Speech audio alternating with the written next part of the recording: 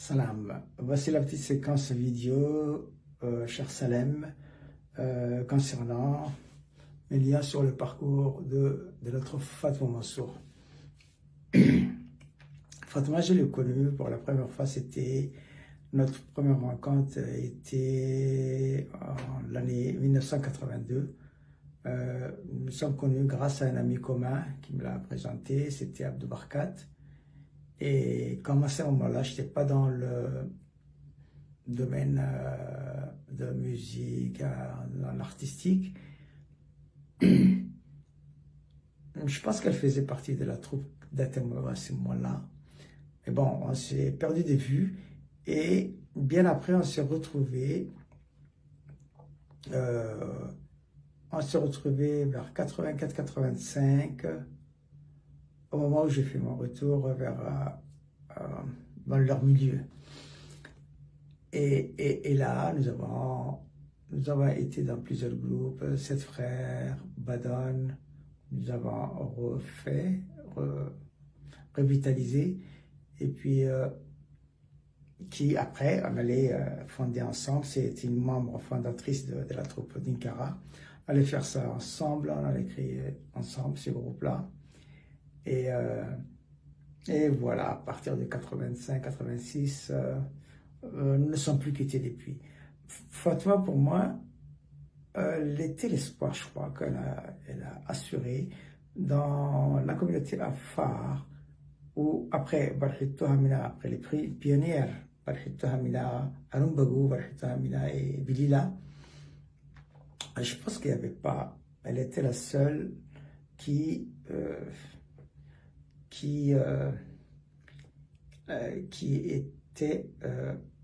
brillait dans ce domaine, le spectacle vivant. Et là, elle était mariée, elle s'est mariée bien après. Et au moment, je me rappelle aussi qu'au moment de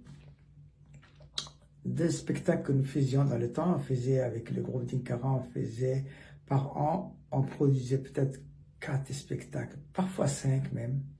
Tous les 3 mois, il y avait un spectacle.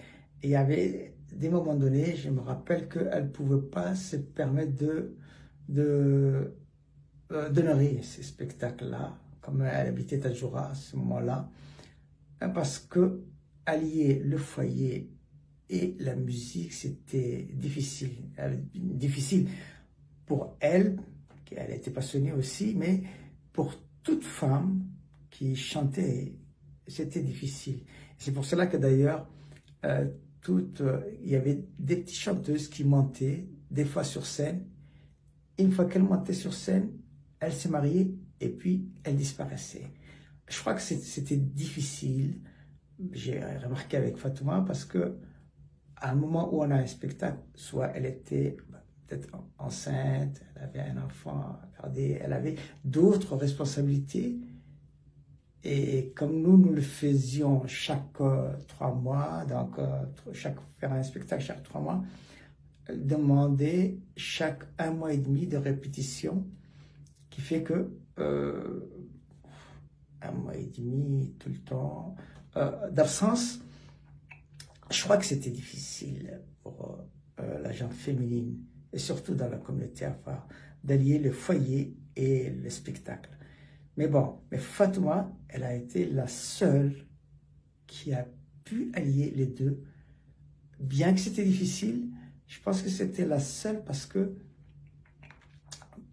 d'un côté, elle était mariée avec quelqu'un peut-être qui comprenait aussi, il était auteur, il était auteur-compositeur, il y a même quelques chansons qu'il avait composées pour qu'elle puisse chanter, qu'elle a chanté d'ailleurs.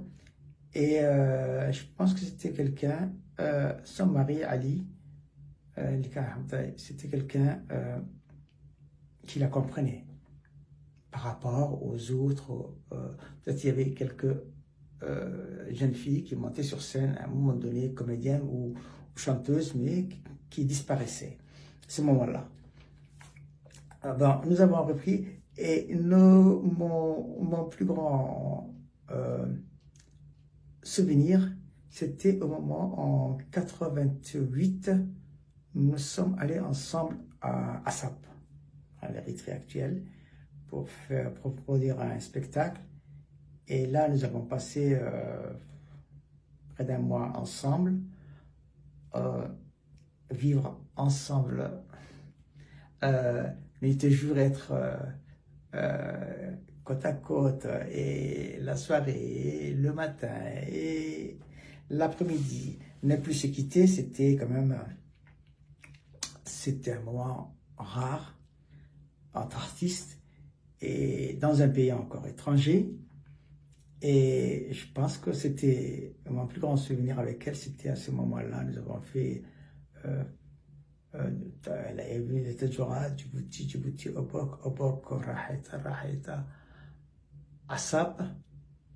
Et c'était grandiose pour nous tous. Nous avons vécu des moments les plus heureux du groupe d'Inkara.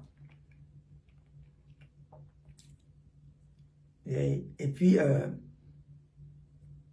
Fatouma, elle a pu, aujourd'hui, quand nous voyons son parcours, Fatouma a été la seule, après les pionnières, a été la seule qui a su garder à ce stade, a pu garder, a pu être sur scène jusqu'à près de plus de 40 ans, sur scène. Je pense elle a débuté vers les années 81, à peu près. Comme j'ai entendu, c'était 81. Et c'est bizarre parce que ce qui me fait encore aujourd'hui, qui me chagrine, c'est que, et je ne comprends pas,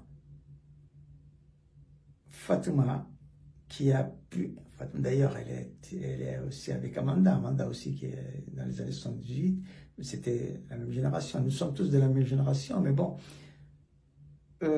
aujourd'hui, quand j'entends que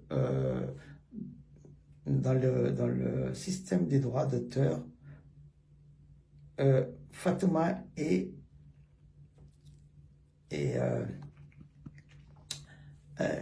comment on appelle ça, les royalties, si on peut dire, les droits que perçoit l'artiste est proportionnel au nombre de passages à la radio de la chanson de l'artiste. Est-ce qu'aujourd'hui, Fatouma, moi je ne crois pas que Fatouma, aujourd'hui, on ne devait pas compter sur le nombre de passages de ses chansons. Fatouma fait partie des anciens, puisque elle fait partie des grands qui ont fait la musique, qui ont travaillé, parce qu'il n'y avait que elle, comme femme, qui a traversé toutes ces générations. Et je ne sais pas, je n'ai pas compté le nombre de chansons qu'elle a interprétées, mais bon, c'est toutes les chansons. Elle était sollicitée à tous les spectacles, que ce soit en comédie, en chant, premier rôle chant, premier rôle comédie, et tous les spectacles en langue afar, c'était la personne par excellence qui représentait les grands rôles. Et là, on doit aujourd'hui la juger par rapport à la jeune génération qui, elle, c'est vrai, elle doit encore, la jeune génération, elle doit encore donner un peu plus d'elle-même pour qu'elle puisse encore crier. Elle a de l'avenir. On peut dire que pour la jeune génération, on peut solliciter à ce que, au nombre de passages, on peut compter leur dû ou leur redevance, mais Fatouma, c'est pas une personne avec qui il faut compter qu'est-ce qu'elle a fait. Elle fait parmi comment on appelle ça, les cadres, hein, de l'art, parmi les grands, parmi ceux qui ont suivi, les gens à qui on ne doit même pas compter qu'as-tu fait, puisqu'elle a fait tout. Alors que c'est pas pareil. Et là, ça m'a un peu touché. Elle est, et en plus, c'est la seule de la gente féminine en langue phare qui a de 81 jusqu'à aujourd'hui. Il faudra voir le nombre des interprétations qu'elle a fait, mais elle a joué pour tous les auteurs-compositeurs. Pas un compositeur qui n'a pas composé pour elle. Et parmi les chansons qui m'ont touché, s'il y avait des chansons qui m'ont touché, toutes ces chansons sont sublimes, elles sont parfaites, certaines elles sont engagées, certaines sont touchantes, mais je ne m'oublierai pas une en 89, ou à un moment où il y avait trop de soucis au niveau des jeunes filles qui tombaient enceintes, et là je pense que c'était la honte dans la famille, parce qu'une jeune fille, c'était une autre époque, c'était une honte pour toute la famille, parce qu'une fille puisse tomber enceinte avant même de se marier, et l'incompréhension de la famille et de la personne qui l'a mis enceinte, qui ne veut pas d'elle, qui faisait qu'il y avait trop de suicides. Je ne sais pas si certains s'en rappellent, c'était entre les années 83 à 88, il y avait trop de suicides, de jeunes filles qui se suicidaient. À ça, j'ai moi-même vu, mais c'était vraiment touchant.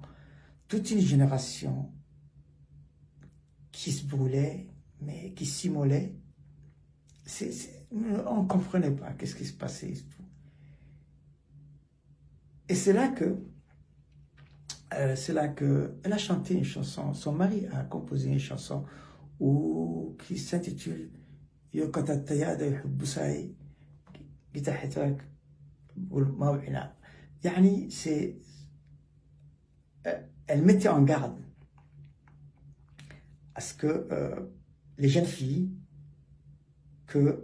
on peut tomber, l'accident peut se faire, bien que c'est mal vu, c'est vrai que c'était pas dans nos mœurs en ce moment-là, mais quand même, il fallait se battre pour que c'était pas de leur faute.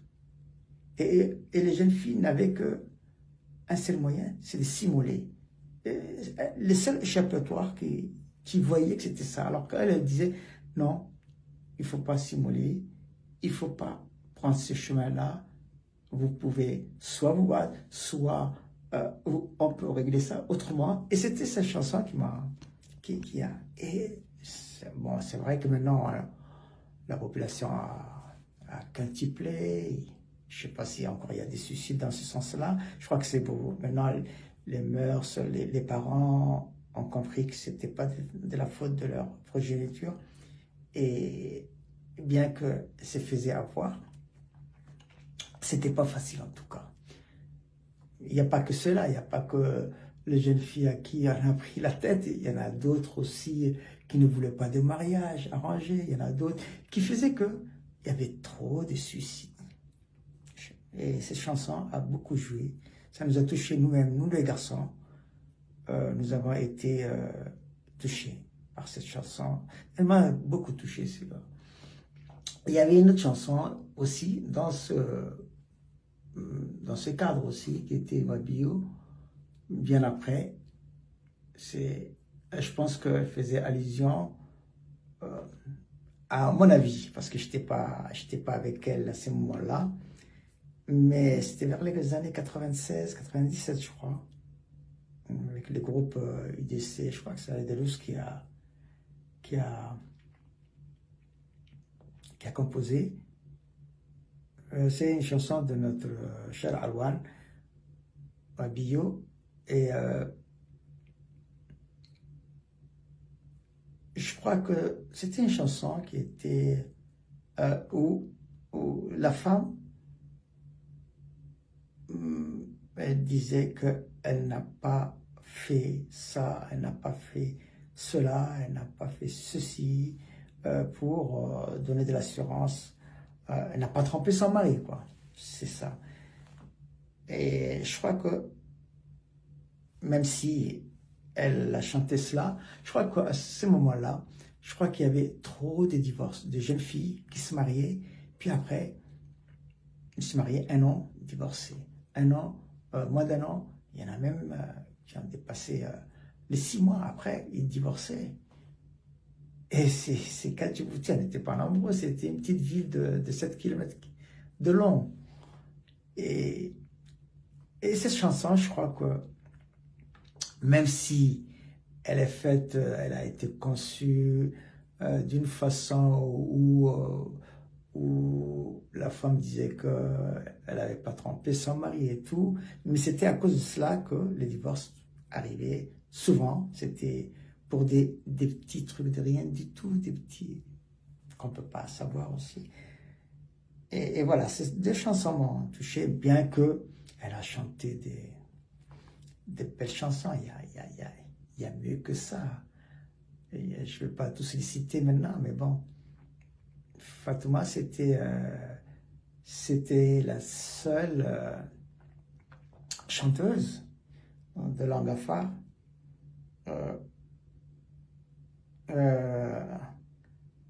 qui m'a impressionné, c'est la seule que je connaissais d'ailleurs. Et vraiment, je lui souhaite, mais yani, que du bonheur. Et qu'est-ce que je peux dire encore sur elle? Pour une femme qui a plus de 40 ans, je crois que maintenant elle a plus de 40 ans de scène, pas de salage, mais de scène, et je crois que, je ne sais même pas si elle a été décorée,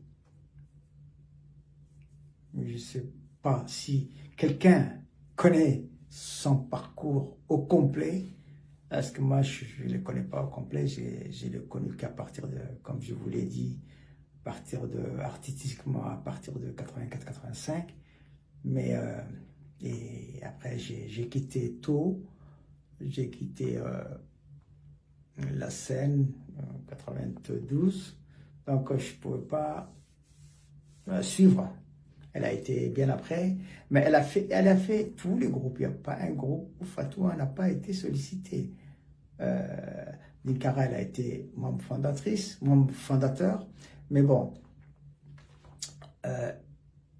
après, elle a été dans Wagri, elle a été dans Al-Hotaba, elle a été dans beaucoup de groupes, parce que aujourd'hui, nous avons de la chance, bon, la relève est là, la relève est là, je vois avec Adairo, et après elle, Madina aussi, Madina Habib Boko, c'était comme je vous ai dit, une fois mariée, c'est vrai, c'est difficile d'allier le foyer, et c'était pas, et les chants aussi c'est pas une vocation lucrative dans le temps, c'était pas cela, mais bon, ouais, c'était difficile. Bon, après, il y a eu, comme je dis, la nouvelle génération maintenant, avec Adairo, et bien après, Loli, je crois, oui. Et surtout, moi, j'ai aimé aussi la toute dernière, qui est Fatouma Moussa. Le timbre, la voix, la prestance, la voix dans la gamme de cette personne. Je crois que quand j'ai entendu cette fille, je pense que, je ne sais pas si après elle va quitter la scène comme la plupart, je n'en sais rien, mais bon, mais la relève quand même, elle est assurée. Voilà, je pense avoir tout dit sur Fatouma. Qu'est-ce que j'ai pas encore dit?